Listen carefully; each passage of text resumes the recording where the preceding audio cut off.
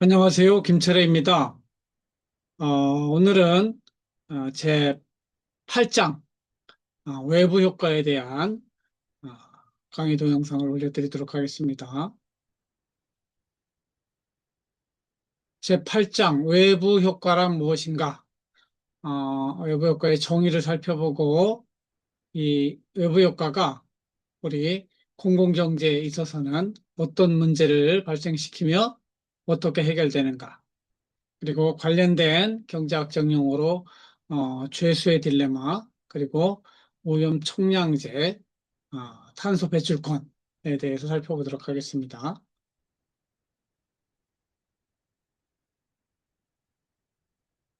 외부 효과란 정의를 찾아보시면 외부에 있다. 그런 거죠. 어디에 외부에 있다는 것일까요? 시장 바깥에 있다는 얘기를 말해요. 시장 바깥쪽으로, 시장 안에서는 공짜가 없는데 어? 공짜가 생기는 걸 말하는 거죠. 그래서 그것을 경제학적 용어로는 어떤 개인이나 기업이 재화나 용역을 생산, 소비, 분배하는 과정에서 대가를 주고받지 않은 채로, 이게 뭐예요? 공짜가 있는 채로죠. 대가를 주고받지 않은 채로 그 과정에 참여하지 않은 또 다른 개인이나 기업에게 이익이나 손해를 끼치는 것을 외부성, 외부 효과, 그래서 긍정적인 효과를 외치면 외부 경제, 부정적인 걸 외치면 외부 불경제 이렇게 부르는 거죠. 영어로는 externality라고 그래요. 그러니까 코스트나 베네핏, 비용이나 혜택이 발생하는데 이 마켓 트랜잭션에서는 반드시 그 대가를 치른단 말이에요. 그런데 그 대가를 지불하지 않고 손해나 이익이 발생하는 것을 외부 효과라고 부른다. 이렇게 이해하시면 되겠어요. 영어로 externality라고 하는 개념을 영어로 어떻게 설명하느냐? Externalities are special case of market failure. 시장 실패의 한 가지 유형으로서 특별한 사례다. 그래서 externality라는 말은 the uncompensated impact of one person or firm's action on the well-being of a bystander. bystander는 제3자, 상관없는 사람한테 영향을 미친다 이거예요. 그래서 비용이나 혜택을 발생시키고 그 대가를 지불하지 않았을 때 우리는 외부 효과가 발생했다. 그러니까 긍정적인 효과를 발생하면 포지티브 익스터널리티, 그리고 부정적인 효과를 발생하면 네거티브 익스터널리티 이렇게 부른다 하는 것이죠. 이 그림을 보세요. 지나가는 차가 매연을 방출해서 나한테 손해가 왔잖아요. 근데 이 차가 나한테 대가를 지불하지 않잖아요. 쓰레기도 마찬가지고 층간 소음도 마찬가지입니다. 나한테 손해가 발생하는데 왜 음? 비용을 지불하지 않느냐고 싸우는 게 층간 소음 문제예요. 담배도 그렇고 어? 교통 체증도 그렇고 에딕션 중독에 빠지는 것도 그렇고 투어리스트 여행객들이 버리는 쓰레기도 그렇고 심지어는 비만, 오베시티까지도 외부 효과로 보는 사람들이 많이 있습니다. 그래서 이 외부 효과가 발생하는 것은 긍정적인 것과 부정적인 게 있는데 부정적인 외부 효과는 앞에서 살펴본 대부분의 이 부정적인 외부 효과예요. 손해를 끼쳤는데 대가를 지불하지 않은 거예요. 다 사회적으로 손해를 발생시키는데 대가를 지불하지 않아요. 시장에서는 그 대가를 지불하게 할 수가 없어요. 그렇기 때문에 시장 실패라고 부르는 거예요. 이런 경우에는 어떻게 해야 되느냐? 결국은 이 대가를 지불하지 않기 때문에 과대 공급이 일어나는 거예요. 수요와 공급 곡선에서 공급 곡선이 오른쪽에 있는 것이죠. 이만큼. 원래 사회적으로는 socially optimal, 사회적으로 적적한 거는 Q2인데 지금 과다 생산되고 있는 거예요. 시장에서. 실패한 거죠. 그래서 이것을 생산량을 줄여야 돼요. 공해를 줄이고 저층간 소음도 줄이고 매연도 줄이고 해야 돼요. 어떻게 해야 돼요? 이 공해를 유발하는 사람들에게 찾아가서 너 벌금 내 하고 어? 세금을 부과하든 뭔가 대가를 치르게 만드는 것이죠. 그러면은 동일한 수량에 대해서 가격이 그만큼 벌금 내는 만큼, 그죠? 벌금 내는 만큼 가격이 올라가요. 그러니까 공급이 줄어들 수밖에 없죠. 공급이. 그래서, 아, 가격을 올리는 효과를 함으로 인해서 과다 생산되는 것이 적정 생산, 사회적으로 socially optimal output이 될 수 있도록 조정해야 된다. 이거는 누가 할 수 있을까요? 시장에서 할 수 없기 때문에 시장 실패라고 하고, 어? 정부가, 공무원이 이 일을 해야 된다. 이렇게 논리가 진행되는 겁니다. 이거는 플러스의 외부 효과를 설명하는 데 들어가는 사례가 되겠어요. 이제 봄이 돼서, 이제 꿀벌을 양봉을 하는 사람이 저 남쪽부터 쭉 올라갑니다. 그래서 가수원 옆에 꿀벌통을 두었더니 많은 꿀이 열렸어요. 많은 꿀을 수확했죠. 그런데 이 수확의 원인은 뭐예요? 과수원의 꽃이잖아요. 그 과수원의 꽃 때문에 이익을 봤으면 긍정적인 이익을 받잖아요. 그 대가를 지불했어야 되는 대가를 지불하지 않고 있으면 이것도 긍정적인 외부성이에요. 그래서 이 꿀벌 양봉업자가 가지게 되는 이익을 외부 효과라고 옛날에는 설명을 했는데 한참 또 생각해 보니까 그러면 돈을 안 줬지만 과수원 주인이 정말 이익을 안 받는가? 다시 생각해 보면 여러분들이 생물학 시간에 배웠는지 모르겠지만 꽃들은 가루바지를 해야 돼요. 가루바지를 누가 해요? 이 곤충들이 해준단 말이에요. 특히 꿀벌이 가서 꿀을 따면서 암술과 수술을 연결해 줌으로 인해서 과수원에 과일이 많이 열리게 해준단 말이에요. 그렇기 때문에 과수원 주인도 돈으로 받지는 않았지만 뭔가 이익을 본 거예요. 그러니까 서로 간에 돈은 주고받지 않았지만 서로 간에 외부성이 있는 것이죠.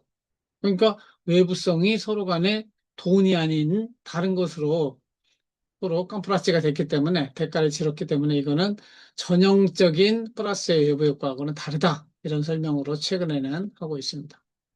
그래서 포지티브 익스터널리티의 대표적인 예로 드는 것은 공원을 만든다든가 교육을 하는 거예요.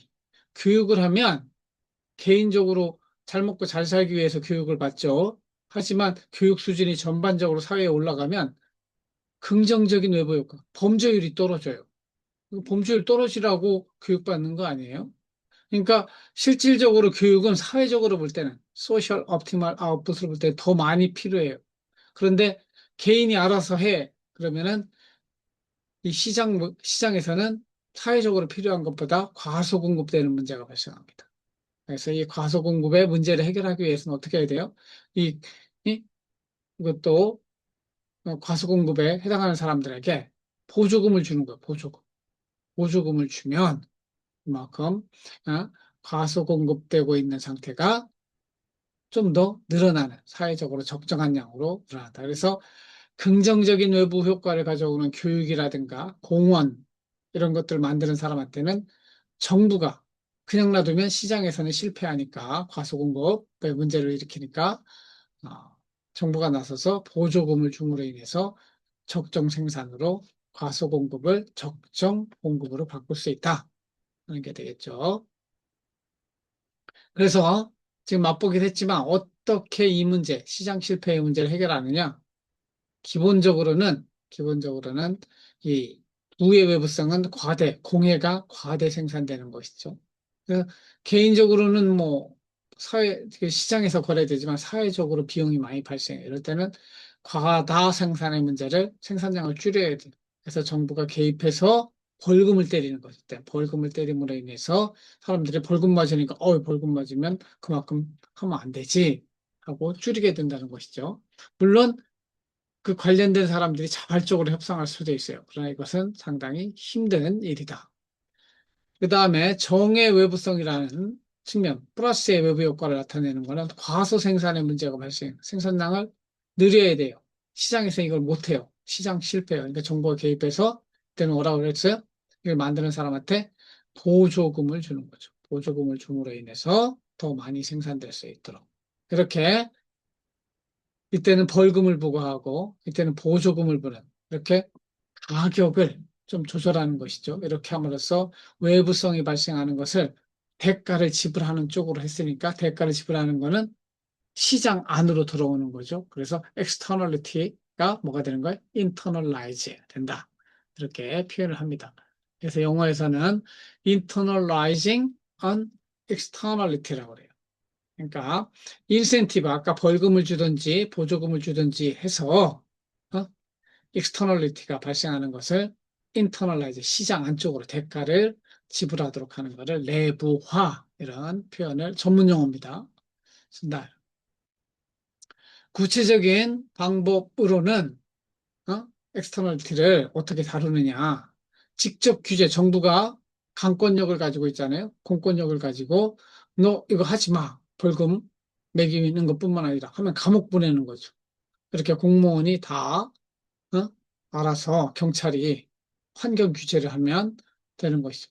좋은 거는 좋은 거는 보조금을 주는 거예요.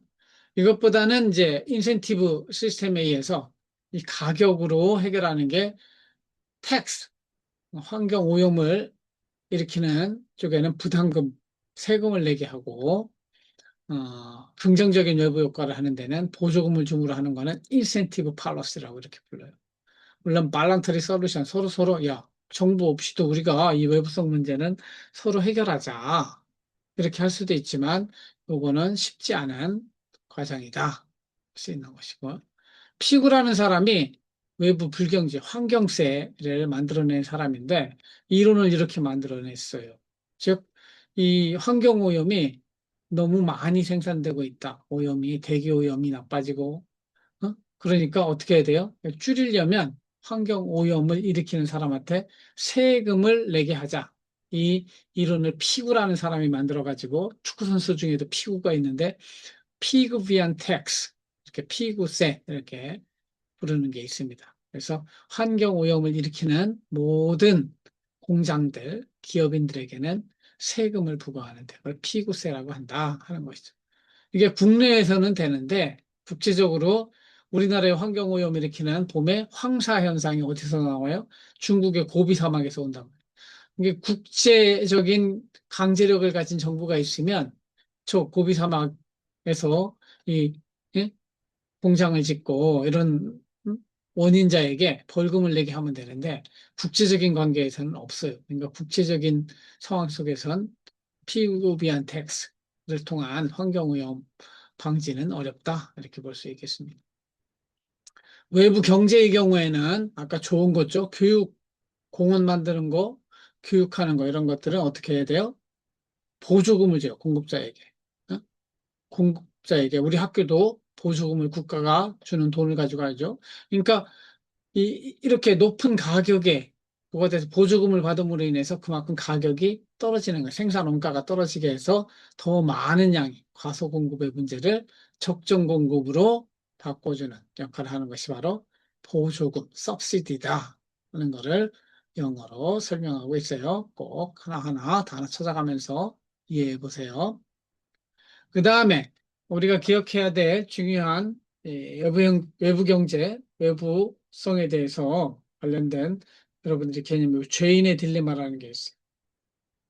영어로는 prisoner's dilemma 이렇게 이야기하는데 두 사람이 참가하는 그런 게임에서 둘 다 이익이 도는 게 있어요. 이익이 되는 게 윈윈 게임이라고 하죠. 둘 다 이익이 되는 윈윈 게임으로 가야 되는데 실제 시장에서 이렇게 돌아가는 것을 보면은 서로가 자신의 이익을 추구하다가 결국 둘 다 손해보는 방향으로 둘 다 루즈 게임으로 가는 상황이 있더라. 그런 거를 죄인의 딜레마라고 부르자는 거예요. 그 그림을 보면서 설명을 해보면 이 두 사람이 공범이에요. 두 사람이 도둑질을 하다가 경찰에 잡혔어요. 아주 경찰이 신문을 합니다.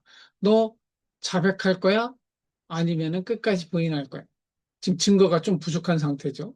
그러면은 너 자백하면 5년, 자백하지 않고 너 진짜인 게 밝혀지면 10년 이렇게 한단 말이죠. 그러니까 둘이 옆에 있을 때는 끝까지 부인을 합니다. 왜냐하면 둘 다 부인하면 무죄 석방이니까 윈윈이에요. 윈윈. 그런데 나는 고백을 하고 저 사람은 부인을 한다든가 나는 부인을 하고 저 사람만 고백을 한다. 고백한 사람은 적게 받고 나는 큰 형을 받잖아요. 그런 걸 생각하니까 사람들이 둘 다 부인하면 가장 좋은 해답이 있는데도 둘 다 accept, 둘 다 자백을 받아들여서 둘 다 감옥에 가게 되는 이런 것이죠. 그래서 제일 좋은 대안이 있음에도 불구하고 우리 사회는 제일 좋은 대안으로 못 가고 있다. 지금 여당과 야당이 늘 죄인의 딜레마의 게임을 하는 것이죠. 국민들 보기에 더 좋은 해답이 있음에도 불구하고 지네 서로 못 믿기 때문에 끝까지 싸워요.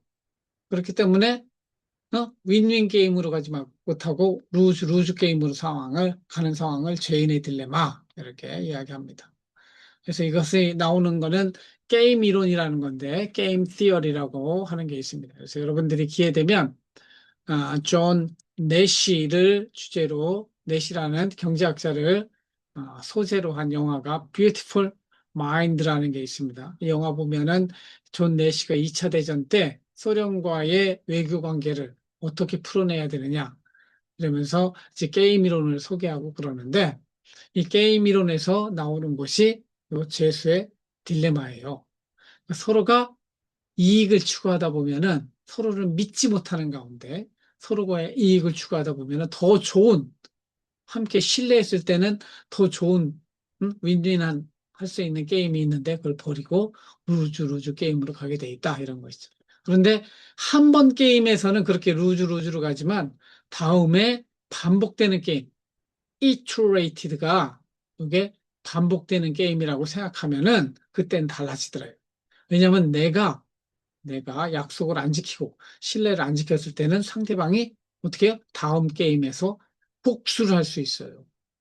그래서 이에는 이, 눈에는 눈, 성경에 나오는 말씀이죠. 구약 성경에. 물론 신약 성경에서 예수님은 원수까지 사랑하라고 하셨지만 기본적으로 이렇게 너가 해주는 대로 그대로 갚아줄 수 있는 그런 기회가 있다는 게 뭐예요? 반복 게임이에요. 반복 게임이 없을 때는 당연히 아까 죄인의 딜레마처럼 빠져버리지만 내가 지금 배신하면 보복을 받을 거야. 그러니까 보복을 할 수 있는 그런 반복 게임 상황에서는 죄인의 딜레마가 훨씬 줄어들 수 있다. 이런 것을 밝힌 사람이 악설로드라는 사람이에요.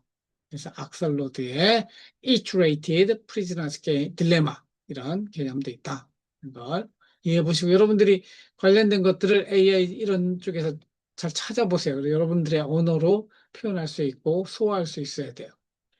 그래서 반복 게임인 경우에는 보복할 수 있고 보복을 예측하면 내가 지금 배신하지 않고 서로에게 유리한 결정을 찾아간다 이거죠.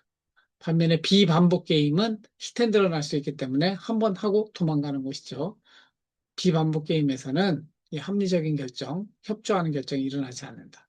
결국 정부라는 것은 이런 죄인의 딜레마의 상황, 시장에 그냥 놔두면 죄인의 딜레마로 빠질 수 있는 그 상황에 대해서 어떻게 하는 거예요? 정부가 나서가지고 서로 간의 신뢰를 다른 말로 사회적 자본이라고 합니다.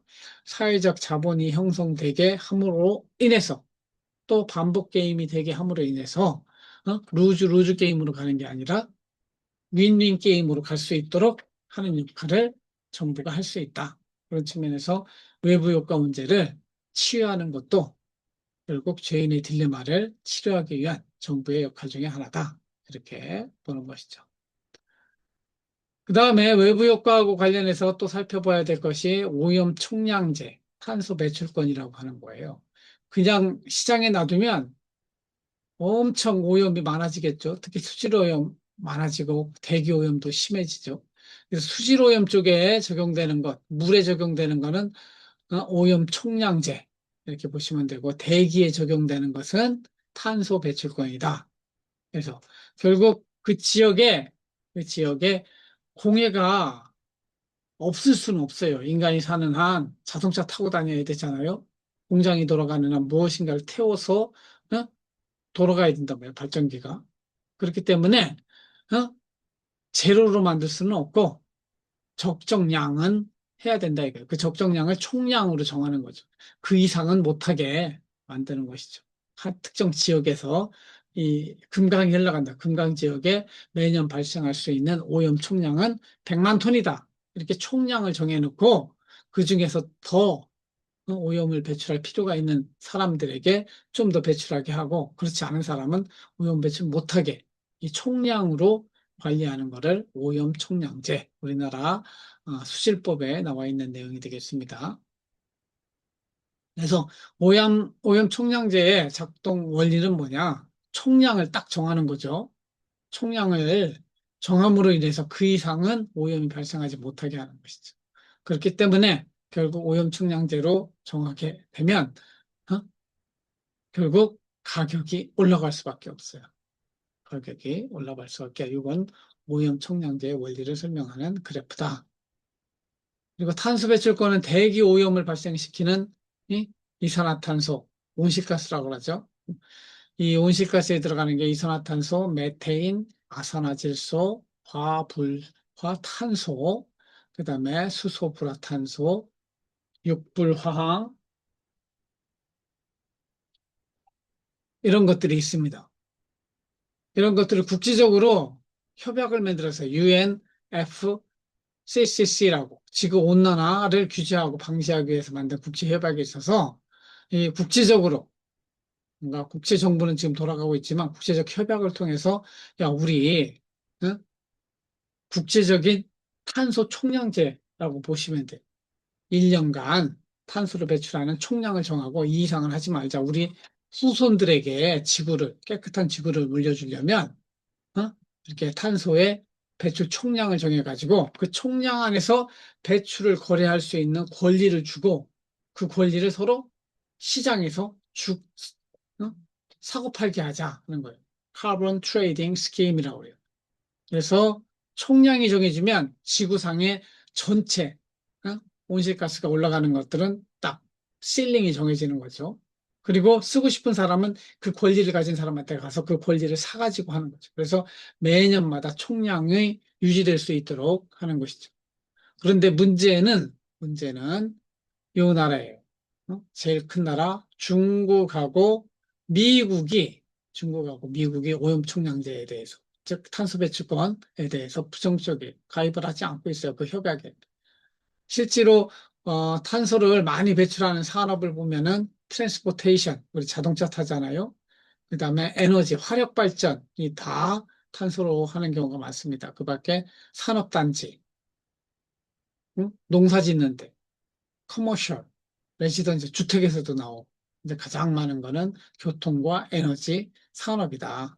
이런 영역에서 좀 그린하우스를, 온실가스를 줄여줘야 되는데, 국제적으로 다른, 특히 유럽의 국가들은 다 협약에 함께 하고 있는데, 차이나하고, 중국하고, 미국, 이게 반이거든. 전 세계에. 경제력도 반이고, 오염도 반입니다. 참여하는, 이게 국제 질서에 있어서는 결국 미국이나 여기는 서로 깡패가 됐잖아요. 지 맘대로 하잖아요. 그러니까 국제협약이 별 의미가 없게 되어버린 것이죠. 근데 본래 의미는 에미션 캡이라고 해가지고 총량을 딱 정하는 거예요. 무한정 늘어나는 게 아니고. 그래서 이 탄소를 배출할 수 있는 권한을 어? 미리 사게 해요. 미리 사게 해서 그걸 가지고 서로 사고 팔 수 있는 탄소 배출권 시장이 작동되게 하는 것이 탄소 배출권 제도다. 우리나라에서도 이제 2016년부터 계속해서 탄소 배출권 거래가 어? 늘어나고 있는 거죠. 굴뚝 올라가는 공장 지려면 반드시 탄소 배출권을 가지고 있어야 되는 것입니다. 그래서 벌써 뭐 한 7, 8년 전이지만 우리나라도 결국은 탄소 제로로 탄소 배출권뿐만 아니라 탄소 제로로 가야 된다. 그래서 특히 에너지 분야에 있어서 이 화력으로 만드는 화력 발전이 뭐냐면 석탄, 석유, 가스로 만드는 발전이에요. 우리 서해안에 있는 발전소들은 다 이걸로 돼 있어요. 이거를 다 바꾸는 거죠. 뭘로 바꿔요? 재생에너지로 바꾸는 거죠. 재생에너지에 들어가는 거는 태양광, 풍력, 원자력까지 들어가. 원자력은 또 위험하다고 하지만 그래서 요즘은 원자력 중에 대형 원자력이 아니고 소형 SMR이라고 해서 소형 원자력을 통해서 결국 우리가 탄소를 최대한 줄이는 방향으로 가자. 2050년이 되면 우리나라 탄소 제로로 가자 하는 계획들이 있으나 현실적으로는 쉽지 않겠지만 방향은 이렇게 가고 있습니다. 특히 이제 석유 때문에 전쟁도 나고 이래가지고 우리나라는 주로 앞으로 에너지를 어디로 가냐면 태양광하고 소형 원전 쪽으로 가려는 계획을 가지고 있다. 이해하시면 되겠고 마지막으로 알리너 오스트롬이라는 여자 경제학자예요. 행정학자이기도 하고 이분이 여자로서 최초의 노벨 경제학상을 탄 사람인데 이분이 하는 말을 들어보면은 there is no reason to believe that bureaucrats and politicians 그러니까 관료들, 공무원이나 정치인들이 no matter how well meaning 아무리 뭐 그 의미가 좋다 하더라도 are better at solving problems than the people on the spot. 그 현장에 있는 사람들보다 이 문제를 해결하는데, 그건 정치인이 해결해야 돼요. 공무원이 해결해. 아니라요. 현장에 있는 그 사람이 해결하는 것이 더 좋다는 거예요. Who have the strongest incentive to get the solution. 그 솔루션이 나오면 이익을 보는 사람들이 그 문제를 해결해야지 바깥에서 외인구단이 가가지고 공무원이 가서 하고 정치인이 가서 하고 이런 것들은 옳지 못한 태도다 이거죠. 여러분들의 문제는 스스로 해결하는 거예요. 자치, 지방자치하고도 관련되어 있는데 엘리너 오스트로밀이 주장하는 말입니다. 그래서 우리 지방자치론 시간에는 우문현답이라고 그래요. 우리의 문제는 현장에 답이 있다. 물론 우문현답은 어리석은 질문, 그다음에 현명한 답을 말하지만 우리가 지방자치론에서 쓰는 우문현답은 우리의 문제는 현장에 답이 있으니 현장에 있는 사람들이 그 솔루션을 찾아가는 거죠. 그래서 외부 효과가 발생하면 외부 효과로 인해서 손해를 보는 사람과 손해를 끼치는 사람 사이에 그 사이에서 문제를 해결하는 것이 더 우선이다. 그래서 자발적인 협상, 자발적인 해결을 더 강조하는 것이 엘리너 오스트롬의 견해다. 그런 정도 이해하시면 되겠습니다. 나머지 내용은 수업 시간 때 또 다뤄드리도록 하겠습니다. 들어주셔서 감사하고 오프라인 시간에 또 만나도록 하겠습니다. 고맙습니다.